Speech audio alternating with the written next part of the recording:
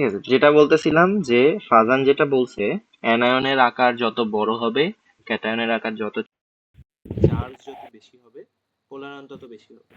তো তোমাকে প্রশ্ন ওভাবে করবে, প্রশ্ন তোমাকে করবে দিয়ে বলবে হচ্ছে এখানে আয়নিক বৈশিষ্ট্যের ক্রম লিখো অথবা সমযোজী বৈশিষ্ট্যের ক্রম লিখো। এখন তোমাকে ওটা বুঝতে হবে এখানে কি পোলারিটি চাইছে নাকি পোলার আয়ন চাইছে। কখন বুঝবা পোলারিটি? যখন দেখবা যৌগগুলা সমযোজী, তখন ওখানে পোলারিটি দিয়ে তুলনা করতে হবে। আর যখন দেখবা যৌগগুলো আয়নিক, তখন তোমাকে পোলার আয়নে যেতে হবে।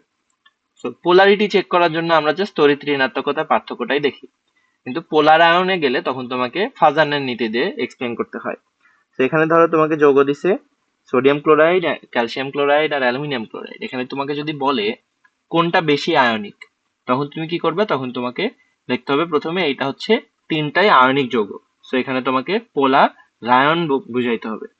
পোলার রায়নের মধ্যে আবার আমার কি আসে? ফাজানের নীতি আসে। তো আমাকে এই জিনিসটাকে পুরাটাকেই এক্সপ্লেন করতে হবে ফাজানের নীতি দিয়ে। এখন দেখো এখানে আমি যদি অ্যানায়নের আকারে যাই, তিনটার অ্যানায়নেরই তো, তিনটারই অ্যানায়ন হচ্ছে ক্লোরিন। তো এখানে তিনটার অ্যানায়নের আকার সেম না? সেম। কারণ তিনটাতেই ক্লোরিন আছে। অ্যানায়ন গুলো যদি আলাদা হইতো তখন আমি আকার দিয়ে বলতে পারতাম। তো এখানে তিনটারই অ্যানায়ন সেম, সো এখানে অ্যানায়নের আকার দিয়ে এখানে বলার কিছু নাই। সো এখন আমি আসি ক্যাটায়নের আকারে। ক্যাটায়নের আকারে আমি পড়ছি ক্যাটায়নের আকার যত ছোট হয় তত বেশি পোলার আয়ন হয়। তাহলে এখানে সবচেয়ে ছোট আকার কার? অ্যালুমিনিয়ামের। তার থেকে একটু বড় ক্যালসিয়াম, তার থেকে একটু বড় হচ্ছে সোডিয়াম। আকারের তুলনায় সোডিয়াম সবচেয়ে বড়, ক্যালসিয়াম তার থেকে একটু ছোট, অ্যালুমিনিয়াম সবচেয়ে বেশি ছোট। তাহলে এখানে ক্যাটায়নের আকার সবচেয়ে ছোট কার? অ্যালুমিনিয়ামের। দেন আমি যদি চার্জ দেখি, চার্জে দেখো সোডিয়ামের চার্জ হচ্ছে 1, ক্যালসিয়ামের চার্জ হচ্ছে 2, অ্যালুমিনিয়ামের চার্জ হচ্ছে 3। তাহলে এখন চিন্তা করো, ফাজান বলছে ক্যাটায়ন যত ছোট হবে চার্জ যত বেশি হবে। এখানে ক্যাটায়ন সবচেয়ে ছোট হচ্ছে অ্যালুমিনিয়ামের, চার্জ সবচেয়ে বেশি হচ্ছে অ্যালুমিনিয়ামের। তাহলে এখানে পোলার আয়ন কার বেশি হবে? অ্যালুমিনিয়ামের। তাহলে পোলার আয়ন অ্যালুমিনিয়ামের সবচেয়ে বেশি, তার থেকে একটু কম হচ্ছে ক্যালসিয়ামের, আর সবচেয়ে কম হচ্ছে সোডিয়ামের। তাইলে এখানে সবচেয়ে বেশি আয়নিক কে? Sodium chloride. কারণ তার পোলার আয়ন কম হচ্ছে। তার থেকে কম আয়নিক হচ্ছে ক্যালসিয়াম ক্লোরাইড, কারণ তার মধ্যে একটু পোলার আয়ন হচ্ছে। আর সবচেয়ে কম আয়নিক হচ্ছে অ্যালুমিনিয়াম ক্লোরাইড, কারণ তার মধ্যে সবচেয়ে বেশি পোলার আয়ন হচ্ছে। পোলার আয়ন হচ্ছে একটা সমযোজী বৈশিষ্ট্য, আয়নিক যৌগের সমযোজী বৈশিষ্ট্য। সো পোলার আয়ন বেশি হইলে আয়নিক বৈশিষ্ট্য কমে যায় আর সমযোজী বৈশিষ্ট্য বাড়ে।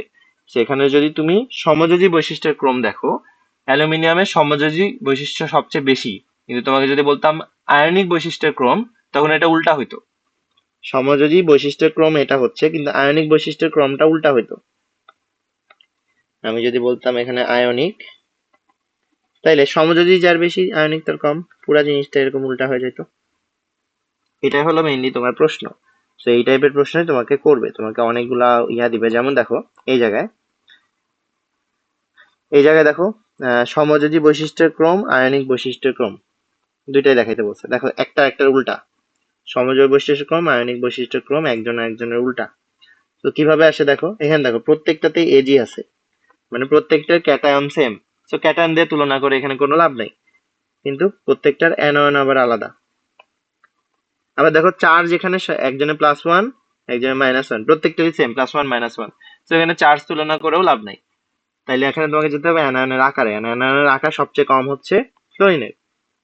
তাই ফ্লোরিনের আকার সবচেয়ে কম। আমরা জানি অ্যানায়ন আকার বেশি হলে পোলারায়ন বেশি হয়। তাইলে এই অনুযায়ী পোলারায়ন হবে, পোলারায়ন সবচেয়ে বেশি এর, তার থেকে একটু কম এর, তার থেকে একটু কম এর, সবচেয়ে কম হচ্ছে এর। তাহলে সমযোজী বৈশিষ্ট্য, পোলারায়ন যার বেশি তার সমযোজী বৈশিষ্ট্য বেশি। আর উল্টা ক্রমটা হবে আয়নিক বৈশিষ্ট্যের। কারণ এটা ডিরেক্টলি নাও জিজ্ঞেস করতে পারে। যেমন দেখো বলছে পোলার দ্রাবকে পানিতে দ্রাব্যতার ক্রম। তো তোমাকে ডিরেক্টলি সমযোজী বৈশিষ্ট্য, আয়নিক বৈশিষ্ট্য এভাবে বলবে এমন না।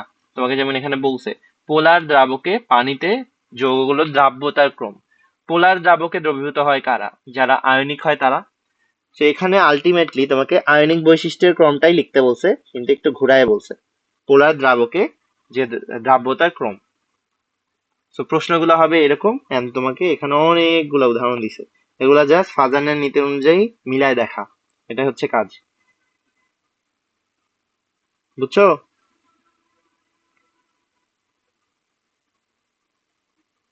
এখানে ব্যাখ্যাও দিছে।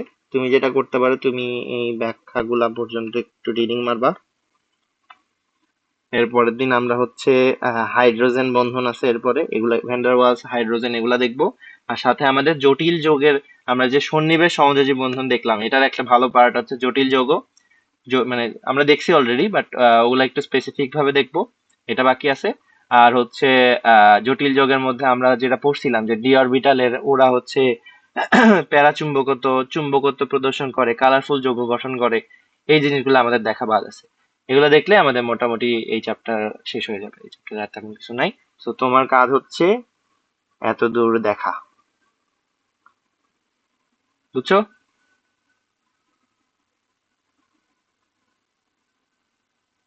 হ্যালো, শুনতে পাচ্ছো?